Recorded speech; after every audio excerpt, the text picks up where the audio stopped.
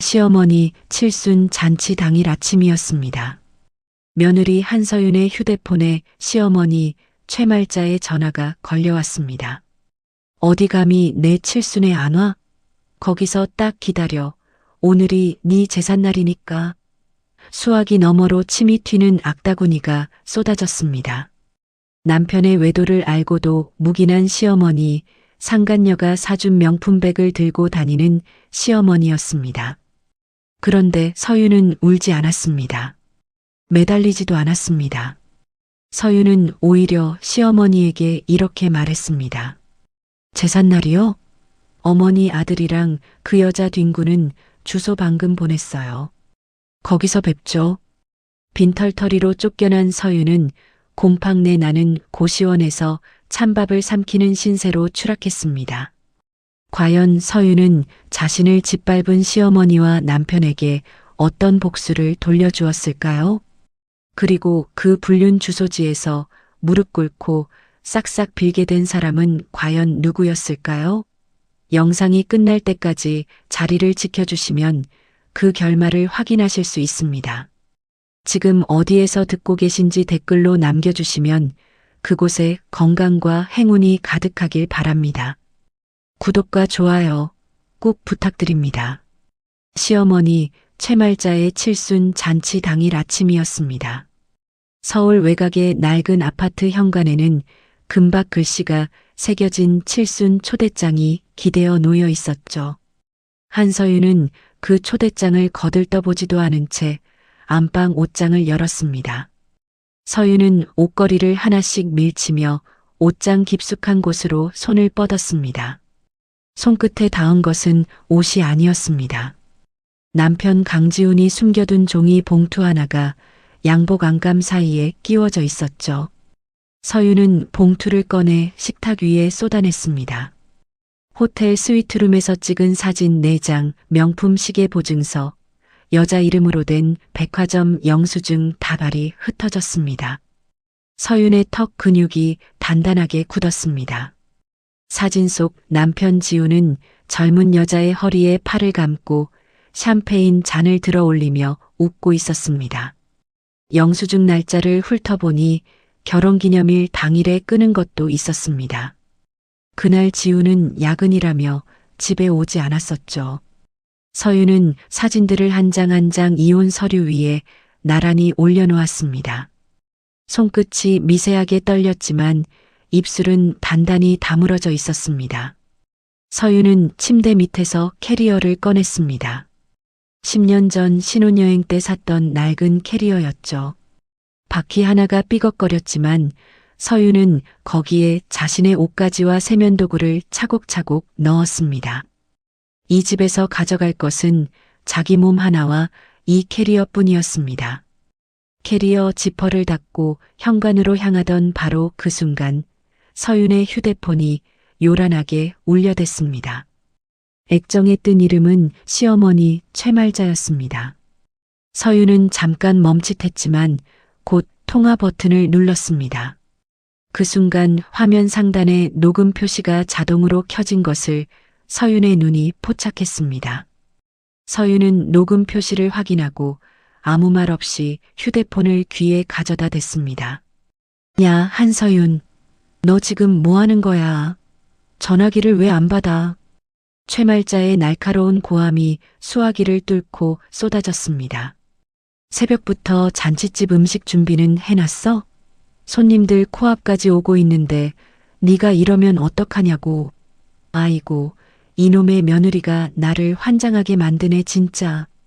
서윤은 대답하지 않았습니다. 캐리어 손잡이를 쥔 손에 힘만 들어갔죠. 인연이 지금 나한테 무시를 해? 입이 있으면 대답을 해. 어디 감히 내 칠순에 안 와? 거기서 딱 기다려. 오늘이 네 제삿날이니까. 최말자의 목소리가 찢어질 듯 높아졌습니다. 서윤의 눈동자가 차갑게 가라앉았습니다. 서윤은 휴대폰 화면의 녹음 표시를 한 번 더 확인하고 천천히 입을 열었습니다. 제삿날이요? 서윤의 목소리는 놀라울 만큼 가라앉아 있었습니다. 네, 제삿날이요. 그런데 제사를 지내려면 상주가 있어야죠. 어머니 아들이랑 그 여자 뒹구는 주소 방금 보냈어요. 거기서 뵙죠. 서윤은 말을 마치기도 전에 손가락으로 오유라의 최고급 오피스텔 주소가 적힌 문자를 최말자에게 전송했습니다. 뭐라고? 인연이 지금 완전히 돌았구나. 뒹군다니 그게 무슨 개수작이야. 최말자가 발작하듯 소리쳤습니다. 개수작이 아니라 사실이에요. 어머니도 아시잖아요. 모르는 척 하시는 거잖아요. 그 주소로 가보세요. 어머니 아들이 어떻게 사는지 두 눈으로 똑똑히 보실 수 있을 거예요. 닥쳐. 내 아들 지훈이는 그런 애가 절대 아니야. 네가 밥도 제대로 못 차리고 살림도 못하니까 만날 엉뚱한 핑계를 대고 지랄이지. 아이고, 네 같은 년을 며느리로 들인 내 팔자가 한심해서 못 살겠다.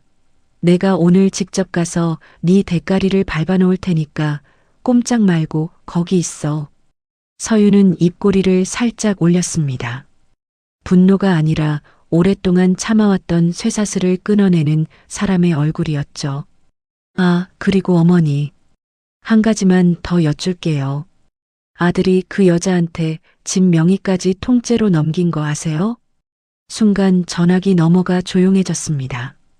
최말자의 거친 숨소리만 들려왔습니다.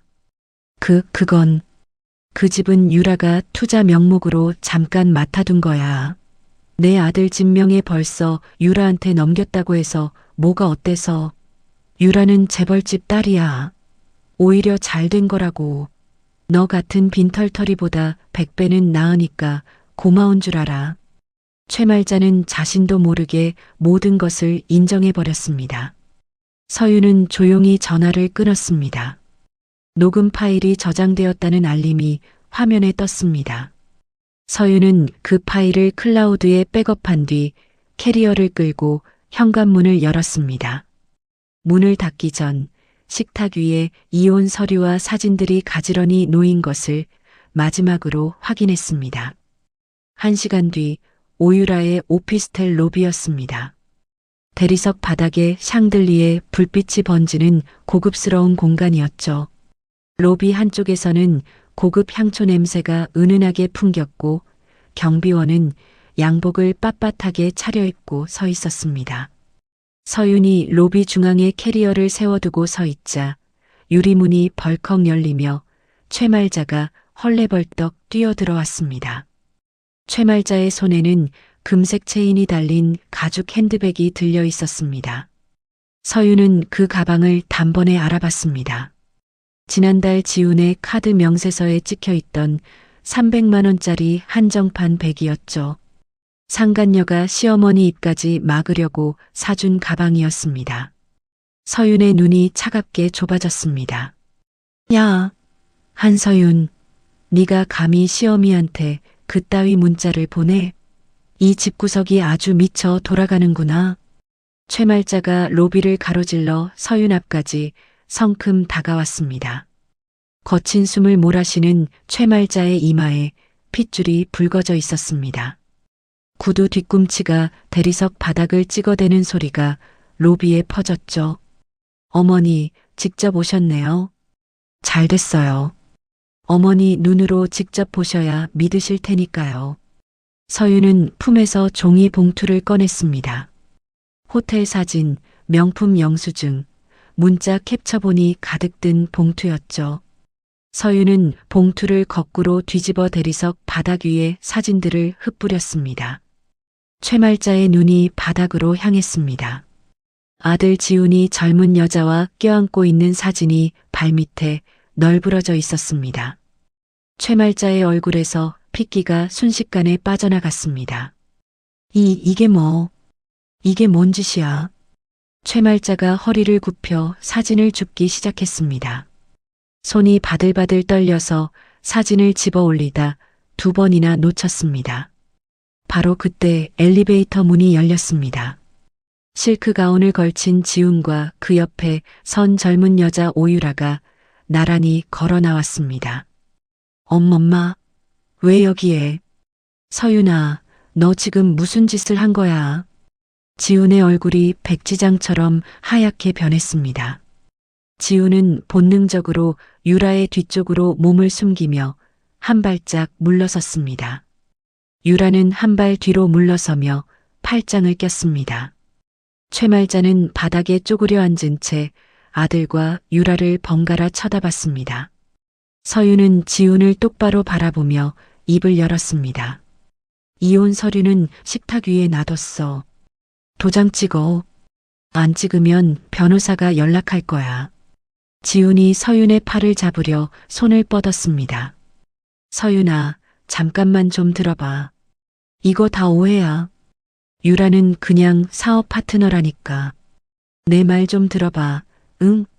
서윤은 그 손을 탁 쳐냈습니다. 사업 파트너가 실크 가운 입고 같이 엘리베이터에서 내려와. 사진이 20장이야. 영수증이 30장이고. 오해가 이렇게 두꺼우면 그건 오해가 아니라 증거야. 지훈의 입이 벌어졌다가 닫혔습니다. 할 말을 찾지 못한 지훈이 고개를 떨구었습니다. 유라가 코끝으로 웃으며 서윤을 위아래로 훑어봤습니다. 어머, 누구세요, 이 아줌마? 지훈 씨 전 부인이에요? 아이고, 옷차림이 참 수수하시네. 서윤은 유라를 쳐다보지도 않았습니다. 투명 인간을 대하듯 시선조차 주지 않은 채 캐리어 손잡이를 잡아 올렸죠. 유라의 비웃음이 서늘한 로비 공기 속에서 허공을 맴돌았습니다. 최말자가 바닥에서 비틀거리며 일어나 서윤의 머리채를 향해 손을 뻗었습니다.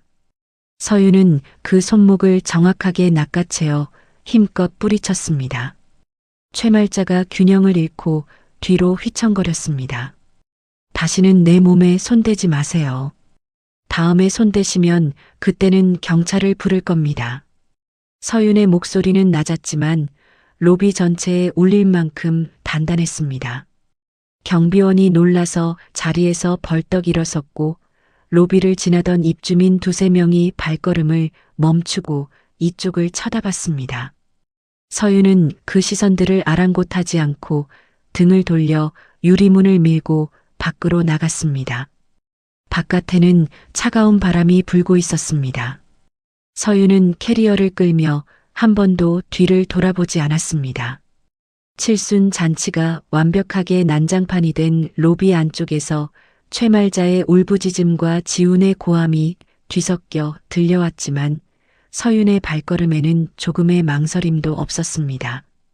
캐리어 바퀴가 인도 위에서 딱딱거리는 소리만이 서윤의 새로운 시작을 알리고 있었습니다. 시댁에서 쫓겨난 그날 밤이었습니다. 서윤은 보증금 없이 월세만으로 구한 반지하 고시원 문을 열었습니다. 문을 여는 순간 코끝을 찌르는 곰팡내가 얼굴을 덮쳤죠. 한평 남짓한 방 안에는 얼룩진 장판과 누렇게 변색된 벽지, 그리고 모서리가 찌그러진 철제 침대 하나가 전부였습니다. 서윤은 캐리어를 방 한가운데 세워두고 그 위에 주저앉았습니다. 천장 한쪽 구석에서 물이 한 방울씩 떨어지고 있었습니다.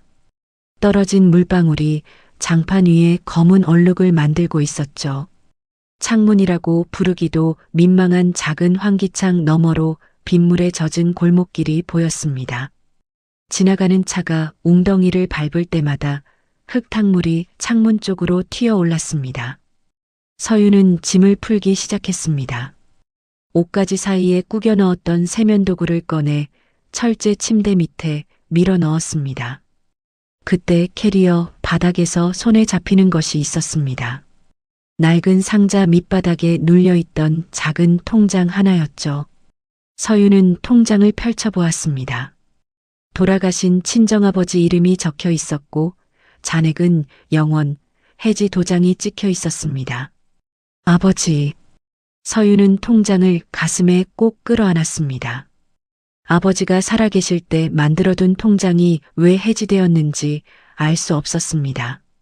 서윤은 그 빈 통장을 캐리어 안쪽 주머니에 소중하게 넣어두었습니다.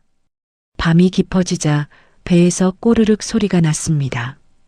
고시원 공용 주방에 남아있던 것은 누군가 먹다 남긴 쉰내 나는 찬밥 한 덩이뿐이었습니다. 서윤은 그 찬밥을 양은 그릇에 담아 찬물을 부었습니다. 밥알이 물 위에 둥둥 떠올랐고 코끝에 쉰내가 올라왔습니다. 서윤은 눈을 질끈 감고 그 밥을 한 숟갈씩 억지로 삼켰습니다. 찬물에 불은 밥알이 목구멍을 타고 내려갈 때마다 위장이 쥐어짜는 듯했죠. 그 무렵 서울 한복판 오유라의 펜트하우스에서는 전혀 다른 풍경이 펼쳐지고 있었습니다. 대리석이 깔린 거실 한가운데 놓인 원목 식탁 위에는 샴페인 병과 캐비어 접시가 늘어서 있었죠. 최말자가 샴페인 잔을 번쩍 들어 올리며 입을 열었습니다. 아이고, 속이 다 시원하다. 그 쓸모없는 년이 제 발로 나갔으니 이제 살 것 같네. 지훈이 캐비어를 크래커 위에 잔뜩 올리며 킥킥거렸습니다. 엄마, 진작 쫓아냈어야 했어. 맨날 눈치만 보고 찍소리도 못하던 년인데 뭘 그렇게 오래 끓었어. 최말자가 샴페인을 한 모금 마시고 입술을 쩝쩝 다셨습니다. 그래도 살림은 곧잘 했으니까 부려먹을 만했지. 이제 필요 없으니까 버린 거야. 아이고, 유라야. 우리 며느리 자리는 이제 내 거다. 이 엄마가 인정한다. 유라가 와인잔을 기울이며 웃었습니다. 어머니, 걱정 마세요. 저는 그 아줌마랑 격이 달라요. 지훈 씨도 이제 고생 안 하셔도 돼요. 최말자가 유라의 손을 꼭 잡으며 기뻐했습니다. 그래 그래, 역시 우리 유라가 최고야. 아이고 예뻐라. 세 사람의 웃음소리가 펜트하우스의 높은 천장에 메아리 쳤습니다. 샹들리에 불빛 아래서 샴페인 거품이 반짝거렸죠. 바로 그 시각 반지하 고시원에서 서윤은 빈 양은 그릇을 내려놓았습니다. 입안에 남은 쉰내가 가시지 않았습니다. 서윤은 축축한 장판 위에 무릎을 꿇고 앉아 주먹을 불끈 쥐었습니다. 이 지독한 가난의 냄새, 내 손으로 반드시 그 인간들 목에 부어줄 거야. 서윤의 목소리가 좁은 방 안에서 낮게 울렸습니다. 눈에는 눈물이 아니라 불꽃이 타오르고 있었죠. 다음 날 새벽 5시 서윤은 동네 골목 안쪽에 자리 잡은 허름한 백반집 주방 보조로 첫 출근을 했습니다. 페인트가 벗겨진 철문을 밀고 들어서자 기름때가 낀 환풍기 소리가 웅웅거렸습니다. 주방장이 턱짓으로 구석을 가리켰습니다. 저기 양파 3망까? 오늘 점심 단체 손님이야. 빨리빨리 움직여. 서윤은 앞치마를 두르고 양파 더미 앞에 쪼그려 앉았습니다. 양파 껍질을 벗길 때마다 매운즙이 손등에 갈라진 틈으로 스며들어 따끔거렸습니다. 눈이 시려서 눈물이 흘렀지만 서윤은 멈추지 않았죠. 점심 준비가 끝나갈 무렵 서윤은 주방장이 버리려고 쓰레기통 옆에 놓아둔 시든 채소와 자투리 고기를 발견했습니다. 서윤은 주방장에게 물었습니다. 이거 버리시는 거예요? 응, 그건 다 죽은 거야. 가져가든 말든 알아서 해. 서윤은 시든 채소의 줄기를 다듬고 자투리 고기의 기름기를 정성껏 발라냈습니다. 작은 냄비를 가져다 불 위에 올렸죠. 서윤은 자신만이 알고 있는 특별한 비율로 재료를 배합하기 시작했습니다. 파뿌리를 먼저 넣어 기름에 볶고 간장과 설탕의 양을 손끝 감각만으로 맞추었습니다. 냄비에서 보글보글 끓어오르는 소스가 깊고 진한 향을 내뿜기 시작했습니다. 그때 식당 안쪽 문이 열리며 양복 차림의 중년 남자가 들어왔습니다. 대기업 외식 브랜드 총괄 셰프 정은수였습니다. 정은수는 근처 현장 답사를 마치고 우연히 이 백반집에 들른 것이었죠. 정은수가 자리에 앉아 백반을 기다리는데 주방 한편에서 풍겨오는 낯선 향기에 고개를 돌렸습니다. 뜨거운 냄비 위로 피어오르는 갈색 소스의 향이 식당 전체를 감싸고 있었습니다. 정은수는 자리에서 벌떡 일어나 주방 쪽으로 성큼 걸어갔습니다. 이 냄새, 이 향. 잠깐, 이거 맛 좀 봐도 될까요? 주방장이 어리둥절한 표정으로 고개를 끄덕였습니다. 정은수가 나무 숟가락으로 소스를 한 모금 떠서 입에 넣었습니다. 정은수의 두 눈이 크게 떠졌습니다. 숟가락을 든 손이 멈춘 채 한동안 움직이지 않았죠. 이걸 누가 만들었습니까? 대체 누가 이 소스를 만든 겁니까? 정은수의 목소리에 급한 기색이 묻어났습니다. 주방장이 고개를 돌려 구석에서 설거지통에 손을 담그고 있던 서윤을 가리켰습니다. 저기, 어제 들어온 보조요. 정은수가 서윤에게 성큼 다가갔습니다. 서윤은 비눗물이 묻은 손을 앞치마에 대충 닦으며 고개를 들었습니다. 이 소스, 당신이 만든 거예요? 네. 버려지는 재료가 아까워서 그냥 끓여본 건데요. 정은수가 양복 안주머니에서 명함을 꺼내 서윤 앞에 내밀었습니다. 나는 정은수라고 합니다. 대한식품그룹 외식사업부 총괄 셰프예요. 이 소스는 보통 실력으로 나오는 맛이 아니에요. 재료의 상태를 정확히 파악하고 최적의 배합을 찾아낸 거, 이건 타고난 미각이 없으면 불가능합니다. 서윤은 명함을 받아든 손이 떨렸습니다. 우리 파인다이닝 레스토랑 개발팀에서 일해볼 생각 없습니까? 당신의 재능이 이 주방에서 썩기엔 너무 아깝습니다. 서윤의 심장이 세차게 뛰기 시작했습니다. 이것이 자신의 비참한 현실을 벗어날 유일한 기회임을 서윤은 직감했습니다. 하겠습니다. 꼭 하겠습니다. 서윤의 대답은 짧았지만 목소리에는 흔들림이 없었습니다. 정은수가 고개를 끄덕이며 미소를 지었습니다. 며칠 후 서윤은 깔끔한 정장 차림으로 거대 식품그룹 본사 건물 로비에 발을 내디뎠습니다. 유리병 너머로 쏟아지는 햇살이 대리석 바닥에 부딪혀 눈이 부셨습니다. 로비 전광판에서 빛나는 화려한 음식 영상들이 흘러나왔죠. 서윤은 주먹을 꽉 쥐고 전광판을 올려다보았습니다. 반지하 고시원의 곰팡내가 아직 코끝에 남아 있었지만 서윤의 눈빛은 이미 달라져 있었습니다. 첫 출근 날 아침 서윤은 개발팀 회의실 문을 열고 안으로 들어섰습니다. 넓은 원목 테이블 위에 메뉴 기획안 서류들이 쌓여 있었고 벽면에는 고급 요리 사진들이 액자로 걸려 있었죠. 서윤이 빈자리를 찾아 앉으려는 순간 테이블 상석에 앉아있던 여자와 눈이 마주쳤습니다. 오유라였습니다. 유라는 이사라는 직함이 새겨진 명패 뒤에서 다리를 꼬고 앉아 있었습니다. 서윤의 심장이 한 박자 멈칫했지만 얼굴에는 아무런 동요도 드러내지 않았습니다. 유라가 서윤을 발견하고 입꼬리를 비틀었습니다. 어머, 이게 누구야? 지훈 씨 전 부인 아니에요? 여기는 어떻게 들어온 거예요?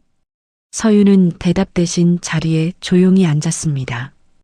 유라가 자리에서 일어나 서윤이 테이블 위에 올려놓은 메뉴 기획안을 집어들었습니다. 유라는 기획안의 첫 장을 펼쳐보지도 않고 한쪽 손으로 구겨 쓰레기통에 던져 넣었습니다. 여기가 어디인 줄 알아? 우리 아버지 회사야. 내가 이 레스토랑의 신메뉴 총괄 이사라고. 유라가 서윤의 책상 앞까지 걸어와 얼굴을 가까이 들이밀었습니다. 비싼 향수 냄새가 코끝을 찔렀습니다. 주제 파악해. 넌 평생 내 밑바닥 청소나 하다 끝날 팔자니까. 회의실에 있던 팀원 대여섯 명이 고개를 숙이고 눈치만 살폈습니다. 아무도 서윤 편을 들지 않았죠. 서윤은 유라의 눈을 똑바로 바라보다가 천천히 시선을 거두었습니다. 쓰레기통에 구겨진 기획안을 주워들고 구김을 펴서 다시 가방에 넣었습니다. 서윤의 손가락 끝이 하얗게 질릴 만큼 기획안을 쥐고 있었지만 입에서는 한마디도 나오지 않았습니다. 그날 저녁 퇴근길이었습니다.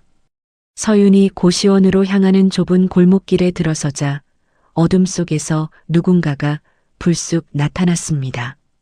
지훈이었습니다. 지훈은 술 냄새를 풍기며 서윤의 앞을 가로막았습니다. 야, 내가 분명히 말했지? 그 회사에서 당장 나오라고. 유라가 얼마나 기분이 나빴는지 알아? 서윤은 지훈의 옆을 지나치려 했습니다. 지훈이 서윤의 어깨를 거칠게 움켜잡았습니다. 너 유라 심기 건드리면 끝장이야. 유라 아버지가 누군지 알잖아. 너 하나 없애는 거 일도 아니라고. 지훈의 손에 힘이 들어가며 서윤의 몸이 뒤로 밀렸습니다. 그리고 너 친정엄마 병원에 있지? 유라가 마음만 먹으면 그 병원비도 끊을 수 있어. 알아서 처신해. 서윤의 눈이 번쩍 뜨였습니다. 지훈이 서윤의 어깨를 한 번 더 세게 밀치자 서윤이 골목벽에 등을 부딪히며 넘어졌습니다. 무릎이 시멘트 바닥에 쓸리며 찢어졌고 스타킹 사이로 피가 배어 나왔습니다. 서윤은 바닥에 넘어진 채로 고개를 들어 지훈의 정강이를 힘껏 걷어찼습니다. 지훈이 비명을 지르며 한쪽 다리를 움켜잡고 비틀거렸습니다. 네가 아무리 발악해도 나는 절대 이 회사를 안 나가. 너도 유라도 시어머니도 나를 못 꺾어. 죽어도 안 나가. 서윤의 목소리가 어두운 골목에 쩌렁쩌렁 울렸습니다. 지훈은 아픈 다리를 절뚝거리며 욕을 퍼붓다가 어둠 속으로 사라졌습니다. 서윤은 찢어진 무릎에서 흐르는 피를 손등으로 대충 닦고 일어섰습니다. 주먹을 꽉 쥔 채 고시원을 향해 다시 걸었습니다. 다음 날부터 유라의 보복이 시작되었습니다. 유라는 서윤을 개발 업무에서 완전히 배제시켰습니다. 서윤에게 내려진 업무는 주방 후드의 기름때, 청소와 식자재 창고 정리뿐이었죠. 서윤은 아침 7시에 출근하여 쇠수세미로 후드 안쪽에 검게 눌어붙은 기름을 긁어냈습니다. 독한 세제가 손등의 상처에 스며들 때마다 살같이 부르트고 화끈거렸습니다. 오후에는 영하의 냉동 창고에 들어가 수십 킬로그램짜리 식자재 상자를 옮겼습니다. 장갑도 없이 얼음이 붙은 상자를 옮기다 보면 손가락 끝이 시퍼렇게 변했죠. 유라가 가끔 주방을 지나가며 코를 찡그렸습니다. 아이고, 기름 냄새. 역시 넌 그게 어울려.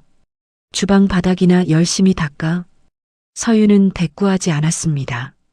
대신 창고 정리를 하면서 모든 식자재의 유통기한, 보관온도, 상태를 머릿속에 하나하나 외워 넣었습니다. 이 창고에 어떤 재료가 얼마나 있고 어떤 상태인지를 서윤은 완벽하게 파악하고 있었죠. 모두가 퇴근하고 텅 빈 심야의 주방이었습니다. 형광등 하나만 켜진 조리대 위에서 서윤은 홀로 칼을 잡았습니다. 정은수 셰프가 몰래 남겨둔 주방 열쇠 덕분이었습니다. 서윤은 유라가 쓰레기통에 버렸던 기획안을 펼쳐놓고 백반집에서 만들었던 특제 소스를 파인다이닝 수준으로 끌어올리는 작업에 몰두했습니다. 소스의 농도를 바꿔보고 재료의 순서를 뒤집어보고 불의 세기를 미세하게 조절했습니다. 새벽 2시, 3시, 4시까지 서윤은 같은 소스를 수백 번 반복해서 끓이고 맛보고 버렸습니다. 혀끝에 올려놓은 소스의 맛이 머릿속에 그려둔 완성형과 조금이라도 다르면 가차없이 싱크대에 쏟아부었죠. 며칠 후 임원진 대상 신메뉴 블라인드 시식회가 열렸습니다. 각 팀에서 올린 출품작이 번호만 적힌 접시에 담겨 나왔습니다. 유라가 자신의 팀 이름으로 올린 메뉴 3가지가 테이블 위에 놓여 있었죠. 서윤은 정은수 셰프의 도움으로 자신의 출품작을 리스트 맨 끝에 몰래 끼워 넣었습니다. 임원들이 유라의 메뉴를 맛보며 고개를 갸웃거렸습니다. 무난하다는 평이 줄을 이루었죠. 마지막 접시가 임원들 앞에 놓였습니다. 첫 번째 임원이 포크로 한 입 떠서 입에 넣는 순간 씹던 동작이 멈추었습니다. 이거 뭐야? 이 맛은 대체 뭐지? 두 번째 임원이 서둘러 맛을 보았고 세 번째 임원도 눈을 동그랗게 떴습니다. 만장일치로 최고점이 매겨졌습니다. 이 메뉴 개발자가 누굽니까? 정은수 셰프가 자리에서 일어나 입을 열었습니다. 개발팀 소속 한서윤입니다. 회의실이 술렁거렸습니다. 유라의 얼굴이 당혹감으로 일그러졌습니다. 유라는 테이블 밑에서 주먹을 쥔 채 입술을 깨물었죠. 관자놀이에 핏줄이 돋아올랐습니다. 서윤은 자리에서 천천히 일어섰습니다. 분노로 몸을 떠는 유라를 향해 서윤은 조용하고 여유로운 미소를 지어 보였습니다. 감사합니다. 더 좋은 메뉴로 보답하겠습니다. 서윤은 임원들에게 고개를 숙여 인사한 뒤 자리로 돌아갔습니다. 유라가 의자 팔걸이를 움켜쥔 손이 하얗게 질려 있었습니다. 서윤은 유라의 시선을 느끼면서도 등을 곧게 세운 채 흔들리지 않았습니다. 블라인드 시식회에서 압도적 1위를 차지한 서윤의 신메뉴는 양산 준비에 돌입했습니다. 정은수 셰프가 직접 나서서 본사 임원진에게 출시 일정을 보고했고 전국 직영점에 신메뉴 레시피 키트를 배포하는 작업이 시작되었죠. 서윤은 매일 새벽부터 조리 매뉴얼을 작성하고 식재료 납품 업체와 미팅을 잡으며 눈코 뜰 새 없이 바빴습니다. 그 무렵 오유라는 강남 한복판의 어두운 룸살롱 안에 앉아 있었습니다. 맞은편에는 레스토랑의 실세 관리자 박동철 매니저가 앉아 있었죠. 박동철은 식자재 발주와 창고 관리의 모든 권한을 쥐고 있는 인물이었습니다. 유라가 테이블 위에 두툼한 갈색 봉투를 밀어놓았습니다. 박 매니저, 여기 5천만 원이야. 그 한서윤이라는 년의 신메뉴 출시를 막아줘. 출시만 막는 게 아니라 그년을 횡령범으로 엮어서 회사에서 완전히 매장시켜. 박동철이 봉투를 열어 안을 확인하며 혀를 찼습니다. 이사님, 그 정도면 충분하죠. 제가 창고 열쇠를 쥐고 있으니까 어렵지 않습니다. 식자재 장부도 제 손을 거치니까 조작하는 건 일도 아니고요. 유라가 와인잔을 들며 입꼬리를 올렸습니다. 깔끔하게 처리해. 한서윤이 다시는 주방 근처에도 못 오게 만들어.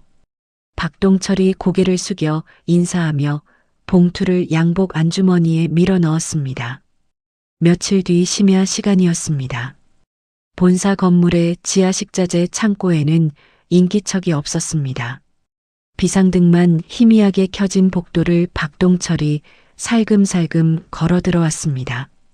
박동철은 주머니에서 마스터키를 꺼내 창고 철문을 열었습니다. 창고 안에는 서윤의 신메뉴 핵심 재료들이 보관되어 있었습니다. 최고급 한우 안심 수입산 트러플, 유기농 채소들이 대형 냉장고 세대에 빼곡히 들어차 있었죠. 수천만 원어치의 최고급 식재료였습니다. 박동철은 냉장고 뒤편으로 돌아가 전원 스위치 3개를 하나씩 내려버렸습니다. 냉장고의 윙윙거리는 소리가 멈추자 창고 안이 고요해졌습니다. 박동철은 미리 준비해 온 가짜 장부를 진짜 장부와 바꿔치기 했습니다. 서윤이 값비싼 식재료를 외부로 빼돌린 것처럼 수량과 금액을 조작한 장부였죠. 박동철은 가짜 장부에 서윤의 이름과 서명을 정교하게 위조해 넣었습니다. 다음 날 아침 7시 서윤이 창고 문을 열었습니다. 문을 여는 순간 코를 찌르는 악취가 밀려왔습니다. 서윤이 냉장고 문을 잡아당기자 시커멓게 물러진 한우 안심에서 썩은 핏물이 흘러내렸습니다. 트러플은 곰팡이가 피어 원형을 알아볼 수 없었고 채소들은 물컹하게 녹아내려 바닥에 질퍽한 무릉덩이를 만들고 있었습니다. 서윤의 얼굴이 하얗게 굳었습니다. 수천만 원어치의 재료가 하룻밤 사이에 전부 썩어 있었습니다. 서윤은 냉장고 뒤편으로 달려가 전원 스위치를 확인했습니다. 세 대 모두 꺼져 있었죠. 이건 누가 일부러. 서윤이 중얼거리는 사이 창고 문이 벌컥 열렸습니다. 박동철이 팀원 4명을 데리고 들이닥쳤습니다. 박동철의 얼굴에는 미리 연습한 듯한 분노가 가득했습니다. 한서윤, 이게 무슨 짓이야? 냉장고 식재료가 왜 이 모양이야?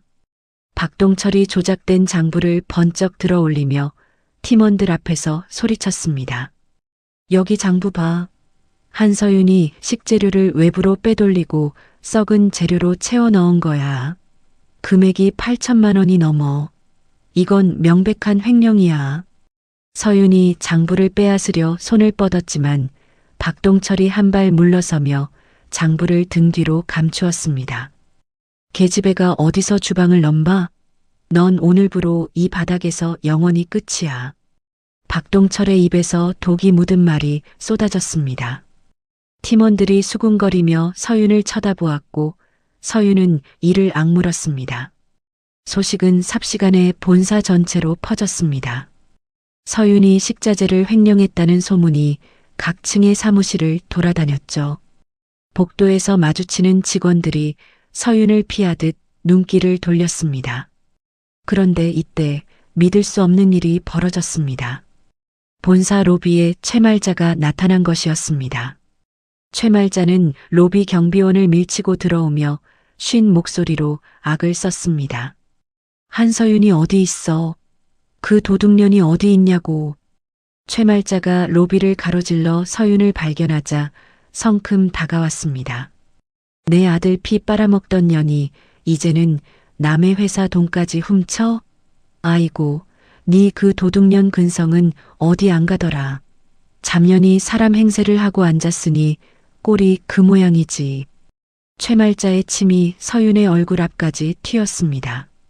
로비에 있던 직원들이 발걸음을 멈추고 쳐다보았습니다. 최말자가 서윤의 머리채를 향해 돌진했습니다. 서윤은 침착하게 한 발 옆으로 비켜서며 최말자의 손을 정확하게 쳐냈습니다. 보안팀 불러주세요. 서윤이 로비 경비원을 향해 낮지만 단호한 목소리로 말했습니다. 보안 요원 2명이 달려와 최말자의 양팔을 잡아 로비 밖으로 끌어냈습니다. 최말자는 끌려나가면서도 발버둥을 치며 악다구니를 퍼부었습니다. 이 나쁜 년아, 내가 가만 안 둬. 두고 봐. 최말자의 고함이 유리문 너머로 점점 멀어져 갔습니다. 서윤은 흐트러진 머리카락을 쓸어 올리며 턱을 들었습니다.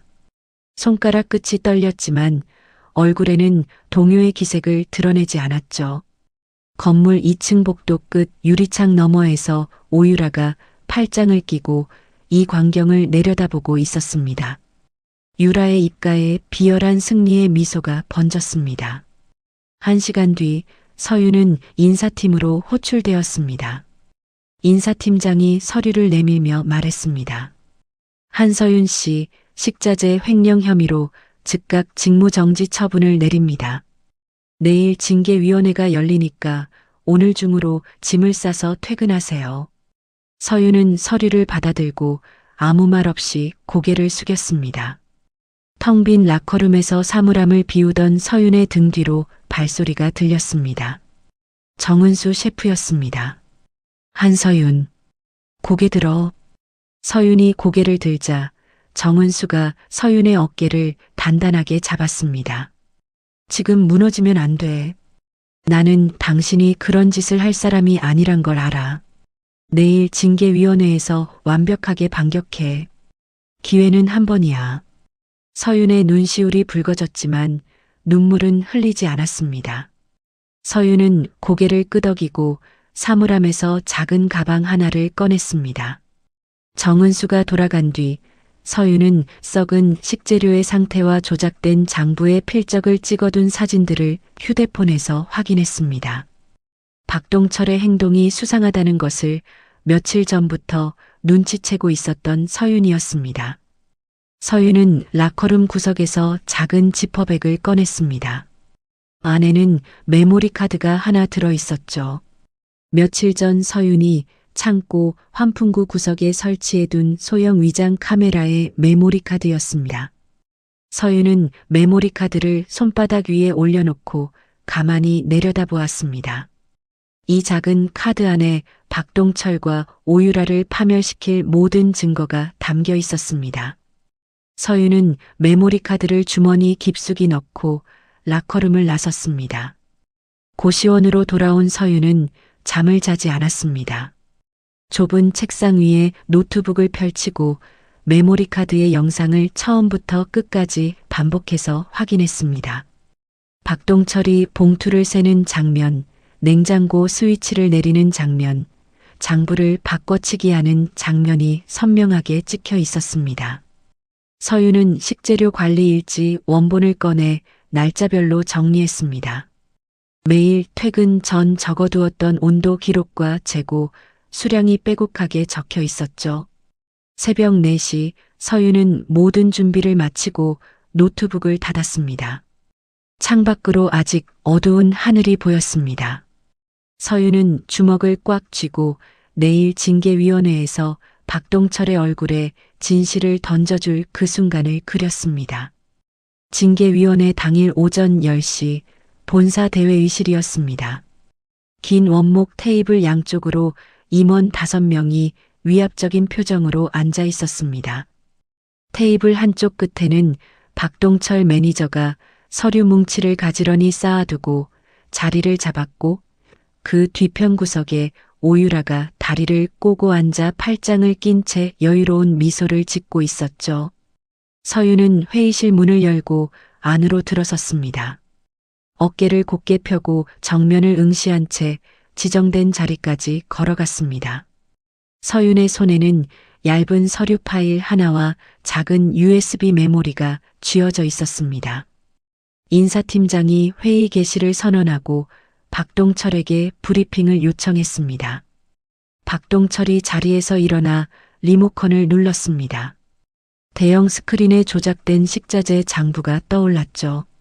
지난 화요일 새벽 한서윤이 관리하던 식자재 창고에서 8,300만 원 상당의 최고급 식재료가 소실되었습니다. 장부를 확인한 결과 한서윤이 수차례에 걸쳐 식재료를 외부로 반출한 기록이 명확합니다. 박동철이 장부의 숫자를 하나하나 짚으며 설명할 때마다 임원들의 표정이 굳어졌습니다. 유라가 뒤편에서 만족스러운 듯 턱을 살짝 들어 올렸습니다. 결론적으로 한서윤은 직무를 이용한 명백한 횡령범입니다. 즉각 해고와 함께 형사고발을 건의합니다. 박동철이 고개를 숙여 마무리 인사를 했습니다. 임원들이 서류를 넘기며 수군거렸죠. 인사팀장이 서윤을 바라보았습니다. 한서윤, 해명할 것이 있습니까? 서윤은 천천히 자리에서 일어났습니다. 회의실 안의 모든 시선이 서윤에게 쏠렸습니다. 서윤은 박동철을 똑바로 바라보며 입을 열었습니다. 안타깝네요, 매니저님. 박동철의 눈썹이 꿈틀했습니다. 훔치시려면 머리를 쓰셨어야죠. 이 작은 카메라가 당신 인생을 끝낼 줄은 몰랐을 테니까요. 서윤은 손에 쥐고 있던 USB를 회의실 프로젝터에 꽂았습니다. 대형 스크린에 새로운 영상이 재생되기 시작했습니다. 영상 속 시간은 화요일 새벽 1시 47분이었습니다. 비상등만 켜진 어두운 창고 복도를 박동철이 살금살금 걸어오는 모습이 또렷하게 찍혀 있었습니다. 박동철이 양복 안주머니에서 갈색 봉투를 꺼내 안에 지폐를 한 장씩 세며 웃는 얼굴이 클로즈업 되었죠. 회의실이 술렁거리기 시작했습니다. 박동철의 얼굴에서 핏기가 쭉 빠져나갔습니다. 영상은 이어졌습니다. 박동철이 마스터키로 창고 철문을 열고 들어가 냉장고 뒤편의 전원 스위치를 하나씩 내리는 장면이 고스란히 재생되었습니다. 냉장고의 윙윙거리는 소리가 멈추는 순간까지 녹화되어 있었죠. 이어서 박동철이 진짜 장부를 빼내고 미리 준비한 조작 장부로 바꿔치기 하는 모습이 선명하게 나왔습니다. 저 건 박동철이 의자에서 벌떡 일어나며 더듬거렸습니다. 이마에 식은땀이 줄줄 흘러내렸습니다. 서윤은 영상을 멈추지 않았습니다. 영상이 끝나자 서윤은 서류 파일을 열어 임원들의 책상 위에 한 부씩 배포했습니다. 이것은 제가 매일 퇴근 전에 기록해온 식재료 온도 및 재고 관리 일지 원본입니다. 날짜, 온도, 수량이 모두 제 필적으로 기록되어 있습니다. 박 매니저가 제출한 장부와 비교해 보시면 어느 쪽이 조작인지 한눈에 확인하실 수 있습니다. 임원 한 명이 두 장부를 나란히 놓고 대조하기 시작했습니다. 숫자가 완전히 다른 것이 즉시 드러났죠.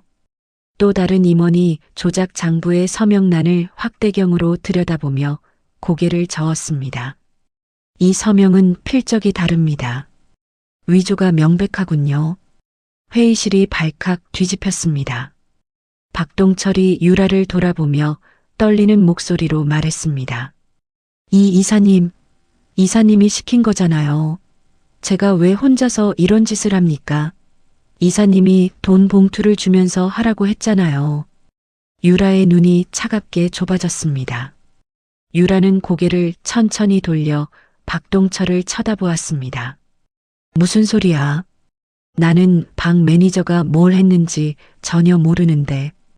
헛소리 집어치워. 유라가 철저히 선을 그으며 시선을 돌려버렸습니다. 박동철의 입이 벌어진 채 다치지 않았습니다. 자신에게 돈을 건넨 사람이 눈앞에서 모른 척 발을 빼는 모습에 박동철의 다리가 후들후들 떨렸습니다. 인사팀장이 테이블을 손바닥으로 내리치며 선언했습니다.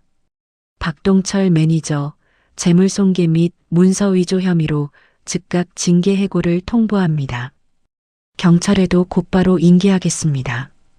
회의실 문이 열리며 대기하고 있던 경찰 2명이 들어왔습니다. 박동철이 의자 다리를 붙잡고 버텼지만 경찰이 양팔을 잡아 일으켜 세웠습니다. 잠깐만요. 저 혼자 한 게 아니라니까요. 오 이사가 시켰다고요. 박동철이 끌려나가면서 악을 썼지만 유라는 끝까지 고개조차 돌리지 않았습니다. 회의실 문이 닫히자 박동철의 고함이 복도 너머로 점점 멀어져 갔습니다. 인사팀장이 서윤에게 고개를 숙였습니다. 한서윤, 모든 혐의가 해소되었습니다. 직무정지를 즉각 철회하고 원래 업무에 복귀하십시오. 서윤은 담담하게 고개를 숙여 인사했습니다. 유라가 입술을 깨물며 자리에서 일어나 회의실을 빠져나갔습니다. 유라의 뒷모습이 문 너머로 사라질 때 구두 뒤꿈치가 바닥을 찍는 소리가 거칠었죠. 혐의를 완벽하게 벗은 서윤의 신메뉴는 예정대로 전국 직영점에 출시되었습니다. 출시 첫 주부터 줄을 서서 먹는 손님들로 매장이 북적거렸고 주문량이 예상치의 4배를 넘겼죠. 언론에서는 올해 최고의 외식 메뉴라는 기사가 쏟아졌습니다. 며칠 후 사내 시상식이 열렸습니다. 강당 무대 위에서 서윤은 본부장 표창을 받아들었습니다. 정은수 셰프가 무대 앞줄에서 환하게 웃으며 박수를 보냈고 수백 명의 직원들이 일제히 자리에서 일어나 기립박수를 쳤습니다. 스포트라이트가 서윤의 얼굴을 비추었습니다. 트로피를 쥔 서윤의 손은 더 이상 떨리지 않았죠. 바로 그 시각 강남의 한 오피스텔에서는 전혀 다른 풍경이 펼쳐지고 있었습니다. 지훈이 책상 앞에서 휴대폰 화면을 들여다보고 있었습니다. 유라 몰래 투자했던 주가 조작 회사가 상장 폐지되었다는 뉴스 속보가 떠 있었죠. 지훈의 손에서 휴대폰이 떨어져 바닥에 부딪혔습니다. 아니 이게 30억이. 지훈이 의자에서 미끄러져 바닥에 주저앉았습니다. 바로 그때 사무실 문이 벌컥 열리며 법원 집행관 3명이 들이닥쳤습니다. 집행관들은 말없이 책상 위의 컴퓨터, 서랍장, 벽면 액자에까지 빨간 압류 딱지를 하나씩 붙여나갔습니다. 딱지가 붙을 때마다 찍찍 소리가 사무실 안에 울렸죠. 지훈이 무릎을 꿇은 채 휴대폰을 집어들고 유라에게 전화를 걸었습니다. 유라야, 나야. 큰일 났어. 돈이 필요해. 제발 좀 도와줘. 유라야, 응? 수화기 너머로 유라의 차가운 목소리가 흘러나왔습니다. 지훈 씨, 나한테 왜 전화해요? 나는 지훈 씨 투자에 관여한 적 없어요. 알아서 해요. 뚜뚜뚜. 전화가 끊겼습니다. 지훈은 빨간 딱지가 덕지덕지 붙은 사무실 한가운데서 바닥에 이마를 찌으며 신음했습니다. 같은 시각 시상식 강당에서 서윤은 트로피를 손에 쥐고 단상 위에 서 있었습니다. 객석 맨 뒷줄 구석에 오유라가 앉아 있었습니다. 유라는 두 손으로 무릎 위 치마를 움켜쥔 채 입술을 깨물고 있었죠. 서윤은 객석에 유라를 발견했습니다. 서윤의 입가에 조용한 승리의 미소가 번졌습니다. 서윤은 트로피를 가슴 앞에 안고 무대 뒤로 내려왔습니다.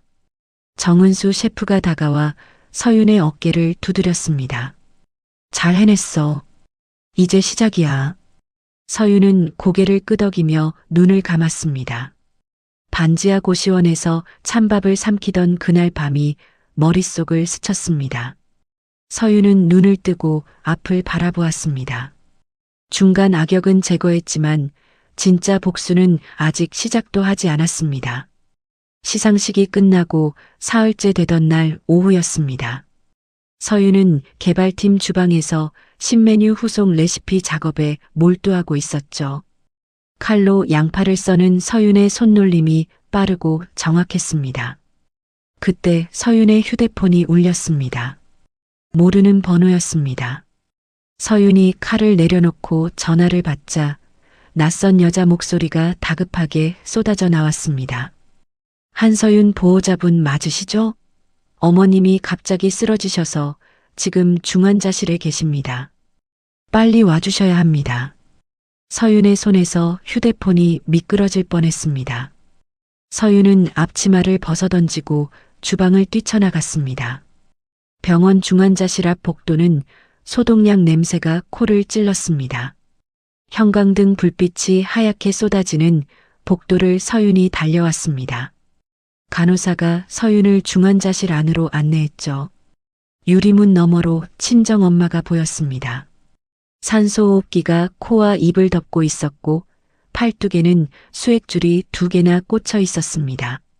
심박수 모니터가 약하고 불규칙한 소리를 내며 깜빡거렸습니다. 엄마의 얼굴은 종이장처럼 하얗게 떠 있었고 볼이 깊숙이 꺼져 광대뼈가 드러나 있었습니다. 서윤은 엄마의 침대 옆에 무릎을 꿇었습니다. 엄마의 손을 두 손으로 감싸 쥐었습니다.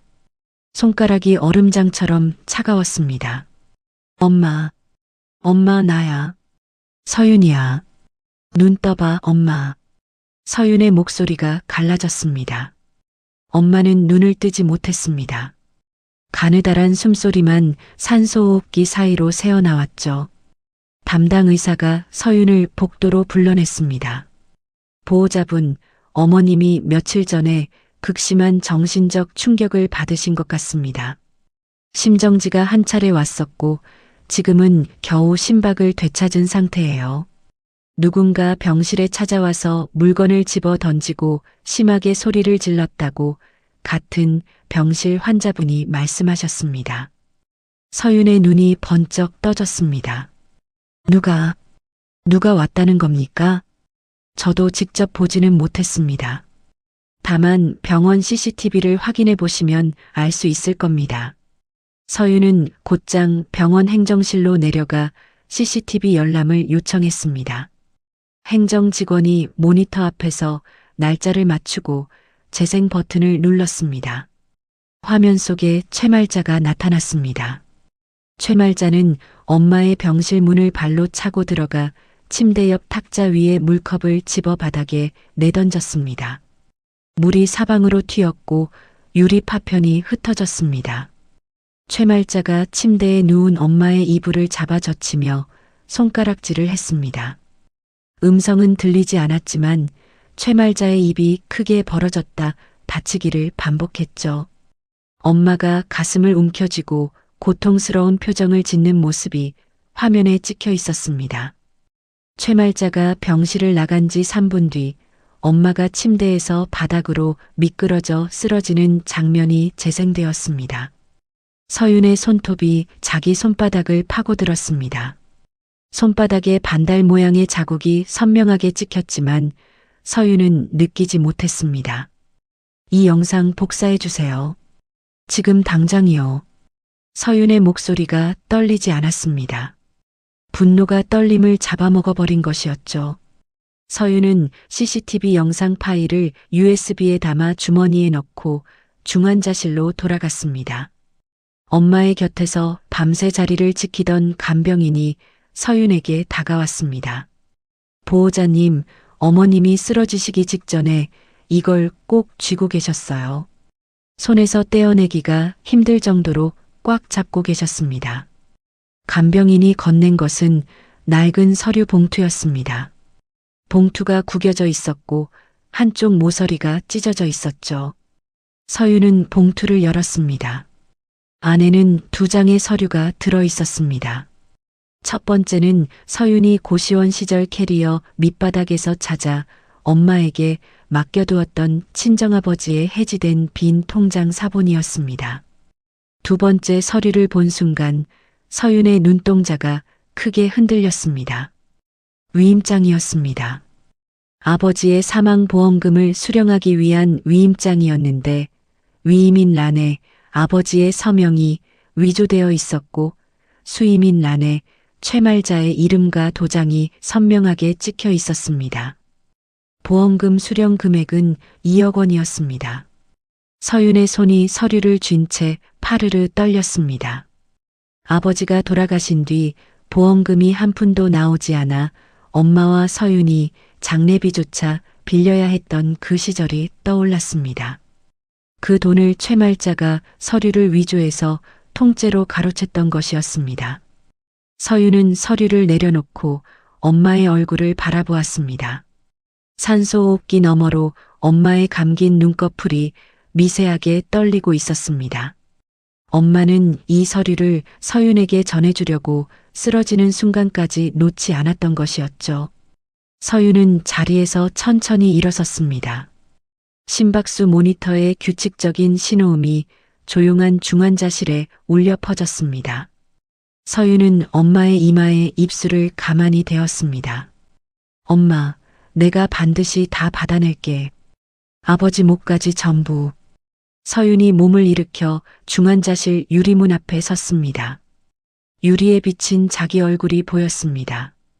눈이 벌겋게 충혈되어 있었지만 눈물은 한 방울도 흐르지 않았습니다. 피눈물? 아니, 당신들은 피조차 말라붙게 만들어줄게. 지옥이 뭔지 똑똑히 보여주겠어. 서윤의 입에서 나온 말은 맹세가 아니라 선고였습니다. 서윤은 휴대폰을 꺼내 정은수 셰프에게 전화를 걸었습니다. 셰프님, 저 서윤입니다. 부탁드릴 것이 있습니다. 제가 싸울 수 있도록 최고의 변호사를 붙여주십시오. 정은수의 대답은 짧았습니다. 내일 아침까지 보낼게. 걱정 마. 다음 날 아침 중환자실 앞 대기실에 양복을 빳빳하게 차려입은 변호사 3명이 도착했습니다. 정은수가 보낸 대형 로펌의 에이스 변호인단이었죠. 서윤은 변호사들 앞에 서류 봉투와 CCTV 영상, USB를 내려놓았습니다. 이것은 시어머니 최말자가 친정아버지의 사망보험금 2억 원을 위조 서류로 가로챈 증거입니다. 그리고 이 영상은 최말자가 병원에 찾아와 친정어머니를 쓰러뜨린 영상입니다. 변호인단 대표가 서류를 한 장씩 넘기며 눈을 가늘게 떴습니다. 사문서 위조, 보험금 횡령, 상해. 기소할 수 있는 혐의가 충분합니다. 나머지 건도 함께 준비하시죠. 서윤은 추가 서류를 꺼냈습니다. 지훈이 유라의 돈을 빼돌린 정황이 담긴 금융거래 내역서와 식품그룹 내부에서 유라가 회사 돈을 사적으로 유용한 비리 장부 파일이었습니다. 서윤이 개발팀에서 일하면서 틈틈이 수집해온 자료들이었죠. 남편 강지훈의 사기 및 횡령 혐의, 오유라의 업무상 배임 혐의까지 묶어서 한꺼번에 터뜨려 주십시오. 변호인단 대표가 고개를 끄덕이며 서류를 가방에 넣었습니다. 서윤은 변호사들이 떠난 뒤 다시 중환자실로 들어갔습니다. 엄마의 손을 잡고 침대 옆에 앉았습니다. 심박수 모니터가 규칙적으로 울리는 소리가 서윤의 귀에 맴돌았습니다. 서윤은 엄마의 차가운 손등을 자신의 이마에 가만히 대었습니다. 병실 창밖으로 저녁 해가 지고 있었습니다. 붉은 노을이 유리창을 타고 중환자실 안으로 스며들었습니다. 서윤의 그림자가 엄마의 침대 위로 길게 늘어졌죠. 서윤은 눈을 감고 입술을 깨물었습니다. 메인 악역들의 숨통을 끊어버릴 복수의 그물망이 서윤의 머릿속에서 완성되고 있었습니다. 며칠 뒤 아침이었습니다. 서윤은 변호인단과 함께 서울중앙경찰서를 찾았습니다. 변호인단 대표가 접수 창구에 고소장 3통을 올려놓았습니다. 최말자를 사문서 위조 및 보험금 횡령으로, 강지훈을 사기 및 횡령으로, 오유라를 업무상 배임으로 고소하는 서류였죠. 서윤이 고소장과 함께 제출한 증거 목록 첫 번째는 칠순 잔치 당일의 자동 녹음 파일이었습니다. 최말자가 거기서 딱 기다려 오늘이 네 제삿날이니까라고 악을 쓰던 그 목소리가 고스란히 담긴 파일이었죠. 변호인단 대표가 담당 수사관에게 설명했습니다. 이 녹음 파일은 피고소인 최말자의 협박 발언이 명확하게 녹음되어 있습니다. 추가로 진명의 이전 사실을 스스로 인정한 발언도 포함되어 있습니다. 수사관이 녹음 파일을 재생하자 최말자의 쉰 목소리가 사무실에 울려 퍼졌습니다. 서윤은 그 목소리를 들으며 입술을 꽉 다물었습니다. 오래 전 심어두었던 씨앗이 드디어 열매를 맺는 순간이었습니다. 고소장이 접수된 그날 오후 경찰의 압수수색 영장이 집행되었습니다. 최말자의 집과 지훈의 사무실에 수사관들이 동시에 들이닥쳤죠. 최말자의 서랍장에서는 위조 위임장 원본과 보험금 수령 내역서가 쏟아져 나왔습니다. 지훈은 압수수색 소식을 듣자마자 유라의 펜트하우스로 도망쳤습니다. 현관문을 두드리며 숨을 헐떡거렸죠. 유라야, 나 좀 들여보내줘. 경찰이 나를 찾고 있어. 제발. 유라가 문을 열어주었지만 표정은 싸늘했습니다. 그런데 유라에게도 이미 재앙이 닥친 뒤였습니다. 아침 일찍 주요 언론사에 유라의 갑질과 불륜 스캔들이 대서특필되었던 것이었죠. 식품그룹 회장의 혼외자가 회사 돈을 유용하고 유부남과 불륜을 저질렀다는 기사가 포털 사이트 메인을 도배했습니다. 지훈 씨, 나도 지금 아버지한테 불려가야 해. 너까지 신경 쓸 여유 없어. 유라가 외투를 걸치며 차갑게 내뱉었습니다. 그날 오후 유라는 식품그룹 회장실에 불려 들어갔습니다. 회장은 유라를 마주보지도 않은 채 서류 한 장을 밀어놓았죠. 호적에서 판다. 오늘부로 회사와 가문에서 나가라. 유라의 얼굴이 창백하게 굳었습니다. 유라는 비서실 직원들에게 양팔이 잡힌 채 건물 밖으로 끌려 나왔습니다. 펜트하우스로 돌아온 유라의 눈에 거실 소파에 누워 맥주를 마시고 있는 지훈이 보였습니다. 유라의 관자놀이에 핏줄이 돋아올랐습니다. 강지훈, 내 돈을 얼마나 빼돌린 거야. 30억이 통장에서 사라졌더라고. 너지? 지훈이 맥주캔을 내려놓으며 손사래를 쳤습니다. 그건 내가 한 게 아니야. 엄마가 투자하라고 시킨 거라고. 엄마한테 물어봐. 나는 엄마가 시키는 대로 했을 뿐이야. 지훈이 자기 어머니에게 모든 책임을 떠넘겼습니다. 유라가 지훈의 뺨을 세게 후려쳤습니다. 찰싹 소리가 거실 전체에 울렸죠. 당신 엄마도 당신도 전부 거짓말쟁이야. 나한테 기생하면서 뒤에서 돈을 훔쳐먹어? 둘 다 당장 나가. 오늘 당장. 유라가 경호원 2명을 불렀습니다. 경호원들이 지훈의 양팔을 잡아 현관 밖으로 끌어냈습니다. 유라는 전화기를 들어 최말자에게도 통보했습니다. 최말자 씨, 이 집은 내 명의예요. 칠순날 자랑하셨잖아요. 내 아들 진명에 벌써 유라한테 넘겼다고. 본인 입으로 하신 말씀 기억나시죠? 1시간 안에 짐 싸서 나가세요. 안 나가면 경찰 부를 겁니다. 전화기 너머로 최말자의 비명이 터져 나왔지만 유라는 전화를 끊어버렸습니다. 최말자가 칠순날 자랑하던 그 말이 정확하게 부메랑이 되어 돌아온 것이었습니다. 1시간 뒤 최말자와 지훈은 펜트하우스에서 쫓겨나 길바닥에 나앉았습니다. 한파가 몰아치는 겨울 저녁이었습니다. 찬바람이 2사람의 얇은 옷깃을 파고들었죠. 비닐봉지에 대충 쑤셔 넣은 짐이 인도 위에 나뒹굴었습니다. 최말자가 지훈의 멱살을 잡았습니다. 이게 다 너 때문이야. 네가 그년의 돈을 훔쳐서 이 꼴이 된 거잖아. 지훈이 최말자의 손을 뿌리쳤습니다. 엄마가 유라한테 잘 보이라고 했잖아. 엄마가 돈 되는 일이라고 부추겼잖아. 다 엄마 때문이야. 2사람은 인도 위 질퍽한 진흙탕에서 서로의 머리채를 잡고 뒹굴었습니다. 최말자의 명품 가방이 진흙 위로 나동그라졌고 지훈의 양복 무릎이 찢어졌습니다. 지나가던 행인들이 혀를 차며 고개를 돌렸죠. 바로 그 시각 서울 최고급 호텔 연회장이었습니다. 크리스탈 샹들리에 아래 서윤과 정은수 셰프가 나란히 앉아 있었습니다. 테이블 위에는 초대형 프랜차이즈 런칭 계약서가 놓여 있었죠.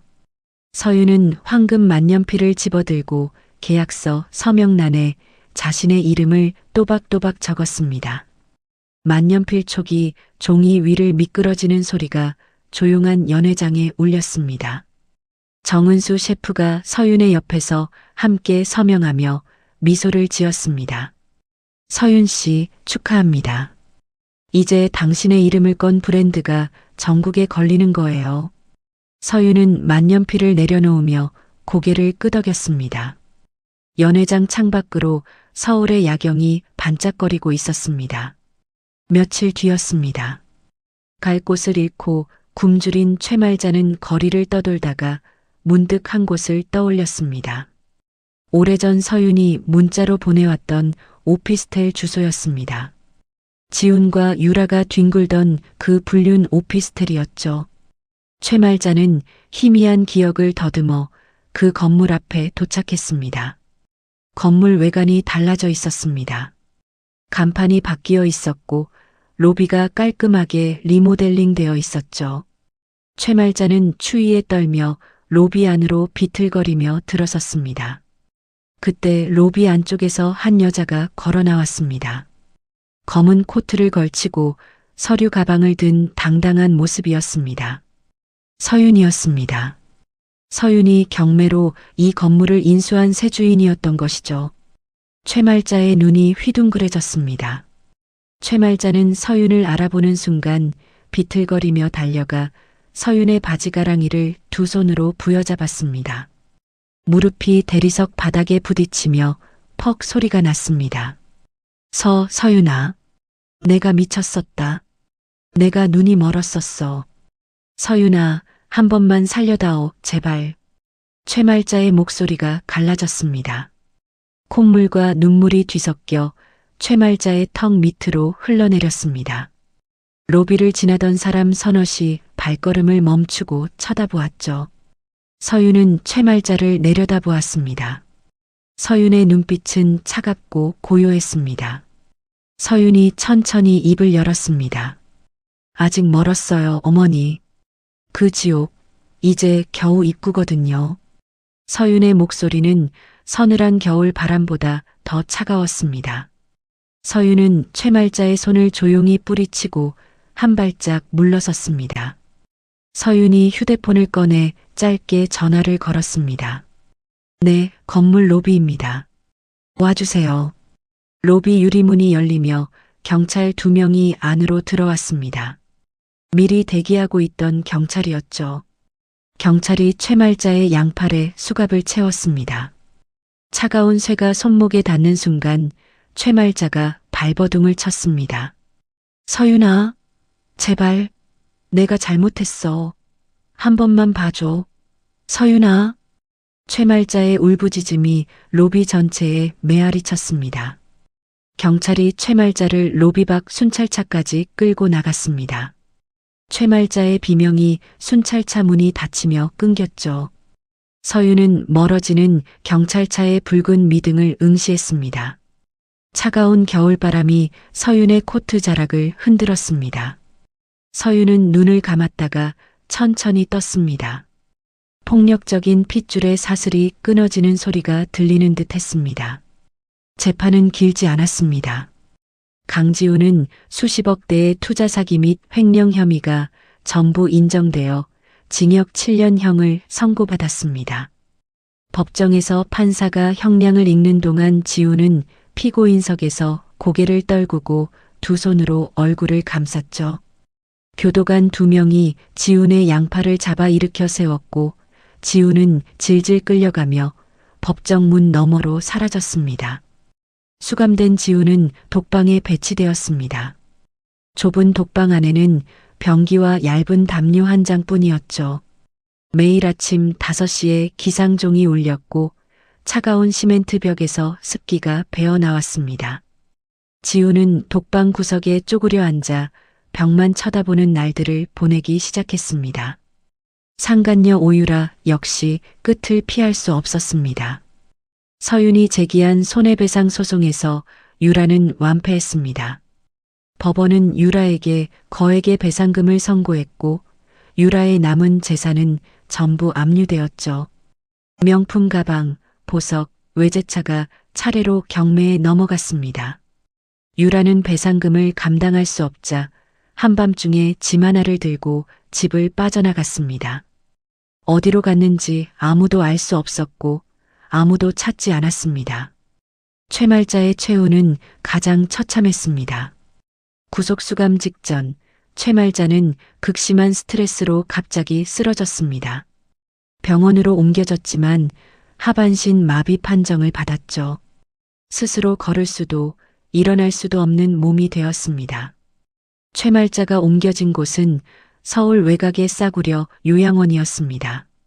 페인트가 벗겨진 복도에는 소독약과 배설물 냄새가 뒤섞여 있었습니다.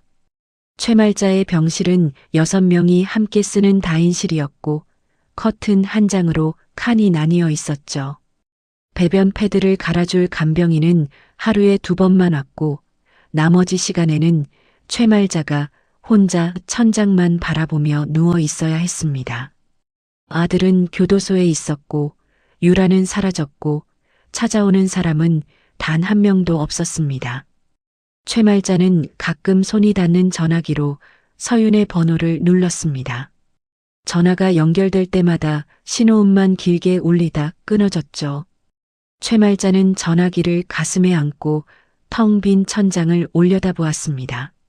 하지만 진실은 따로 있었습니다. 모든 악역이 무너지는 그 시간 동안 서윤은 자신의 이름을 건 프랜차이즈를 전국으로 확장하고 있었습니다.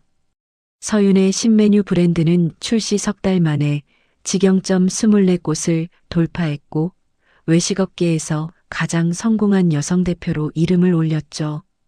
반지하 고시원에서 찬밥을 삼키던 여자가 수백 명의 직원을 거느린 프랜차이즈 대표가 된 것이었습니다.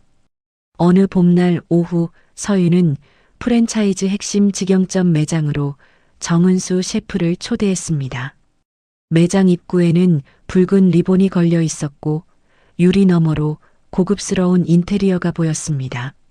서윤이 매장 문을 열고 정은수를 안으로 안내했습니다. 셰프님, 이리 와보세요. 서윤이 카운터 위에 놓인 은색 액자를 가리켰습니다. 액자 안에는 명예 공동대표 정은수라고 새겨진 금색 명패가 들어 있었죠. 정은수의 눈이 크게 떠졌습니다. 이게 뭡니까? 서윤이 액자 옆에 놓인 서류 봉투를 정은수에게 건넸습니다.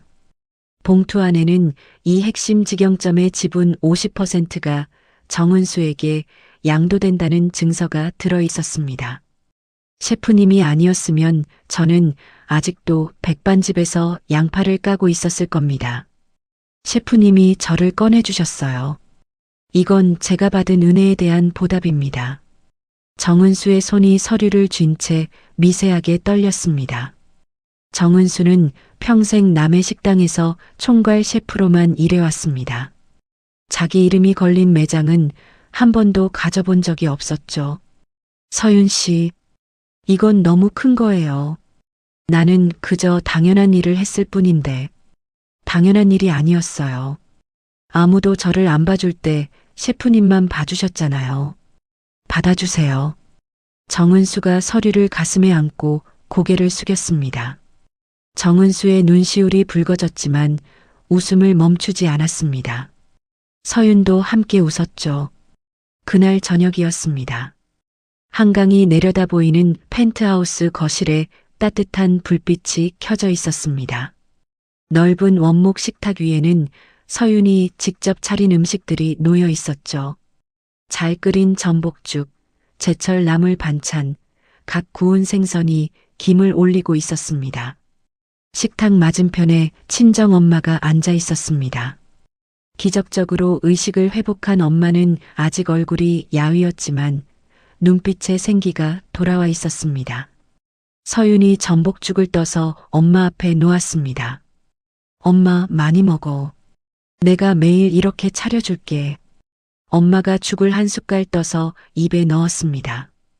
엄마의 눈에 눈물이 고였습니다. 우리 서윤이가 이렇게 됐구나. 엄마는 네가 고생하는 거 볼 때마다 가슴이 찢어졌는데 이제야 속이 놓인다. 엄마, 이제 걱정 마. 아프지만 말아줘. 다른 건 내가 다 할게. 엄마가 서윤의 손을 꼭 잡았습니다. 엄마의 손이 예전보다 따뜻했습니다. 서윤은 엄마의 손등을 어루만지며 고시원에서 찬밥을 삼키던 그 밤을 떠올렸습니다. 축축한 장판 위에서 주먹을 불끈 쥐고 이를 갈던 그 밤이었죠. 지금 이 식탁 위에는 따뜻한 음식이 김을 내뿜고 창밖으로는 한강의 물결이 저녁 노을에 반짝거리고 있었습니다. 바로 그때 서윤의 휴대폰 액정이 밝아졌습니다. 발신자 이름이 떠올랐습니다. 최말자 요양원이었습니다. 전화벨이 울렸습니다. 짐을 싸던 그 아침처럼 요란하게 울렸죠. 그날은 최말자의 악다구니가 쏟아지던 전화였습니다. 거기서 딱 기다려. 오늘이 네 제삿날이니까. 그 목소리에 서윤은 주눅 들지 않았지만 주먹을 꽉 쥐어야 했습니다. 지금은 달랐습니다. 서윤은 울리는 휴대폰을 가만히 내려다보았습니다. 얼굴에 동요가 없었습니다. 서윤은 아무런 감정 없이 손가락으로 액정을 터치해 전화를 무음으로 돌려버렸습니다. 전화벨이 멈추자 식탁 위에는 다시 고요가 내려앉았죠. 요양원 다인실 침대 위에서 최말자가 전화기를 귀에 대고 있었습니다. 신호음이 끊어지자 최말자의 손에서 전화기가 미끄러져 이불 위에 떨어졌습니다. 배변 패드에서 올라오는 냄새가 코를 찔렀고 형광등 불빛이 최말자의 푹 꺼진 두 눈을 비추었습니다. 아무도 오지 않는 병실에서 최말자는 입술만 달싹거리다 고개를 돌려 벽을 바라보았습니다. 펜트하우스 식탁에서 서윤은 와인잔을 들어 엄마의 잔과 가볍게 부딪혔습니다. 맑은 소리가 거실에 울렸습니다. 서윤이 창밖의 한강을 바라보며 조용히 은조렸습니다. 과거의 나를 동정하지 않아. 그 바닥이 있었기에 지금의 눈부신 내가 있는 거니까. 따뜻한 저녁 노을이 유리창을 타고 거실 안으로 스며들었습니다. 한강의 물결이 금빛으로 반짝거렸고 서윤의 얼굴 위로 부드러운 빛이 내려앉았습니다.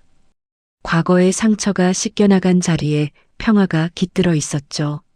서윤은 엄마를 바라보며 미소를 지었습니다. 자신을 짓밟았던 자들에게는 처절한 응징을, 도와준 이에게는 확실한 보훈을 실천한 서윤의 하루가 저물고 있었습니다. 여기까지가 한서윤의 이야기였습니다. 시어머니의 폭언과 남편의 배신 앞에서 서윤은 주저앉지 않았습니다.